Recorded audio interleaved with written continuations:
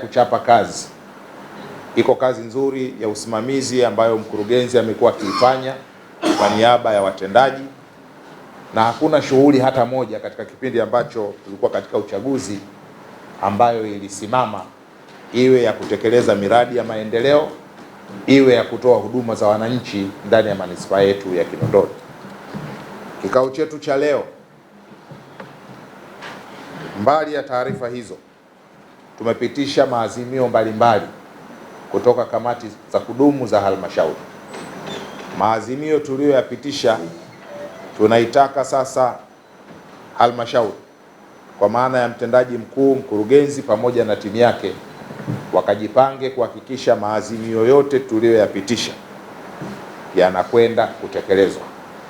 Moja ya mambo ambayo tunataka yaende kwa haraka, tumeazimia hapa mkurugenzi, manispaa ya Kinondoni imekuwa ikilia siku nyingi sana kuwa na machinjio yake. Swala la machinjio tumekuwa tukilizungumza kwa muda mrefu.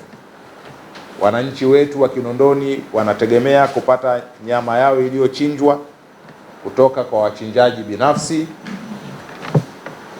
na wakati mwingine tunapata nyama kutoka nje ya wilaya ya Kinondoni, wakati sisi wenyewe tunao uwezo wa kuwa na machinjio yetu, tukakagua mifugo yetu vizuri na tukahakikisha ubora wa nyama ambayo inakwenda kwa walaji wakazi wa manispaa ya Kinondoni. Tumeamua kwamba eneo letu la Kigogo ambalo liko katika mazingira mazuri hata ya kimiundombinu likafanyiwe tathmini ya kutosha, upembuzi wa kutosha wa haraka, na tutengeneze machinjio yetu pale.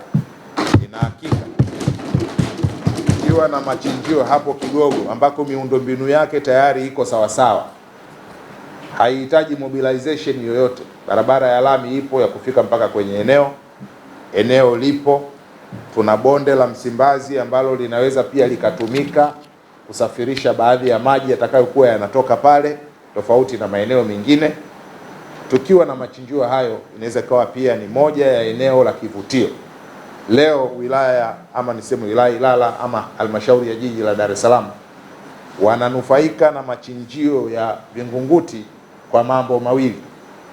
Jambo la kwanza ni machinjio, wanapata ada ya uchinjaji, ada ya kukagua mifugo inayokwenda pale kwa ajili ya kuchinjwa. Lakini hivi karibuni wameanzisha pale, ni eneo ambalo sasa watu wanakwenda kuchoma nyama.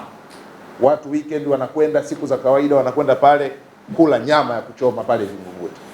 Jambo hili linaweza pia likafanyika ndani ya manispaa ya Kinondoni. Watu weekend, hata siku za sikukuu, wakasema tunakwenda Kigogo kula nyama ya kuchoma, na ni eneo ambalo linafikika, liko center kwa ukaribu kabisa, na miundombinu yake imekaa vizuri. Kwa hiyo tukuombe Mheshimiwa Mkurugenzi, ulipokee hili, mkae na management, mlifanyie hili jambo kazi kwa haraka, ili eneo lile lisianze tena kupigwa danadana na ujanja, mwisho wa siku tukaja tukalikosa.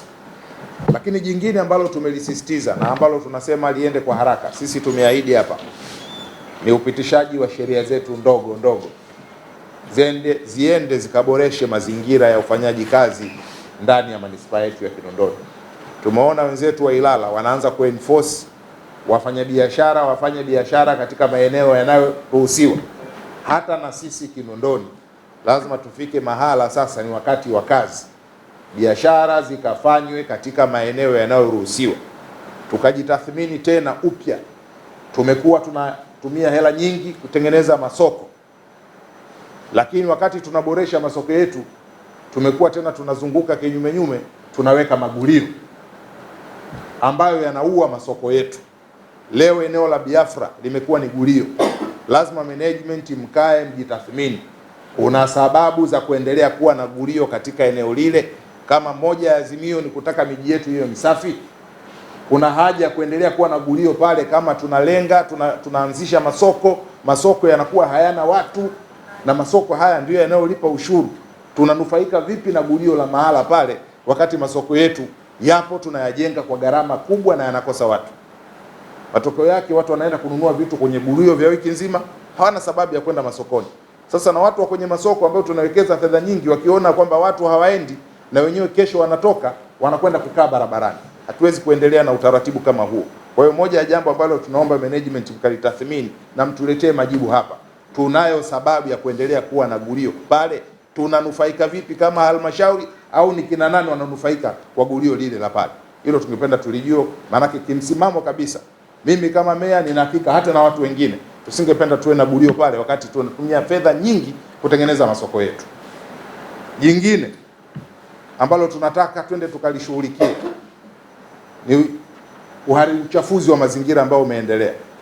Tumekubaliana hapa lazima tuwe na maeneo ambayo yatakuwa ni smart area ndani ya manispaa yetu, kwamba hata mtu akija anajua ameingia manispaa ya Kinondoni. Manispaa hii ni safi. Leo ukienda pale Moroko, ukiwa unateremka unakwenda Mwenge, nyinyi ni mashuhuda, mpangilio wa majengo ulivyo pale, unasema hapa niko wilaya nini ya Kinondoni. Tungependa maeneo kama yale yawe mengi, tusiwe na eneo moja tu kwamba ndio smart area. Hata hii Kinondoni tulishasema barabara ya Moroko lazima iwe smart area. Sasa wanafanyaje barabara ya Moroko kutoka Magomeni kwenda mpaka kule Moroko iwe smart area? Pembeni mabanda yanarudi kwa kasi sasa hivi, tuliondoa haya mabanda sasa hivi yanarudi, hatujui anayarudisha haya mabanda ni nani, anamlipa nani, anafaidika nini? Hapo tena kuna gulio lilianzia Biafra, sasa hivi gulio limeshafika msikiti wa Mtambani. Hatuwezi kuwa na jambo la namna hiyo kama kweli tuko serious, tunataka tuwe na smart area.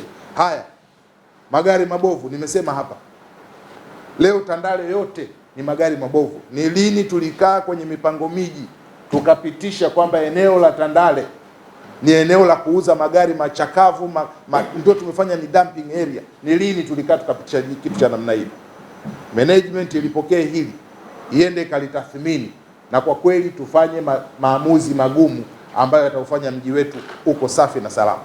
Lau wanasema wanahitaji vitu vya namna ile, basi twende tukatafute eneo, watu wakiwa wanahitaji hizi huduma wajue kama ni kwenda Bunju, kama ni kwenda Mabwe Pande, wao wanafuata huduma kama zile nje ya mji, lakini sio katikati ya mji. Lakini jingine, Mheshimiwa Mkurugenzi, tupo katika masika imeanza. Tunashukuru Dar es Salaam kidogo Mungu ametupendelea, mvua zimechelewa kuja, lakini hatujui bado tuna mwezi wa tatu huu, tuna wa 4, tuna wa 5. Hatujui hii miezi mitatu mvua zitakuja kwa nguvu ya namna gani. Lile swala ambalo mnasema mmetenga fedha tayari, nataka tu sasa mzitawanye kwenye kata. Mimi naomba liwe haraka na kiwango hicho. Mkurugenzi, na kuomba kaa na mchumi, kaa na management team yako. Najua ni milioni 90 na ngapi, zinaweza zikawa ni nyingi, lakini mimi naweza nikaona ni ndogo kulingana na changamoto iliyopo. Mifereji, ndugu zangu, imeziba kwenye maeneo mengi, hasa ile ambayo imefunikwa. Kwa hiyo tuna kazi kubwa kwanza ya kufunua ile mifuniko, zile takataka ziweze kutolewa. Kazi ile hatuwezi tukaifanya halmashauri peke yetu kama tulivyofanya miaka 3-4 iliyopita kwa kutawanya hela kwenye lower level. Waheshimiwa madiwani na watendaji na wenye viti wa mitaa wakasimamia. Mimi naomba na hili tuliharakishe, tupeleke fedha huko chini, kazi hii kafanyike kabla masika hayajachanganya, ili maji yaweze kutembea. Tenga fedha kwenye bajeti hii na bajeti ijayo kuhakikisha kwamba maeneo yetu yanapimwa, na tayari nichukue fursa hii kujulisha kwamba katika kipindi ambacho tumesign hati nyingi na mstahiki meya ni kipindi hiki, kwa maana kwamba kuanzia Julai to date tumesign hati nyingi, lakini bado tunaendelea kupeleka fedha, na tayari nadhani wataalamu wa ardhi washaleta makisio ya upimaji katika maeneo mengine.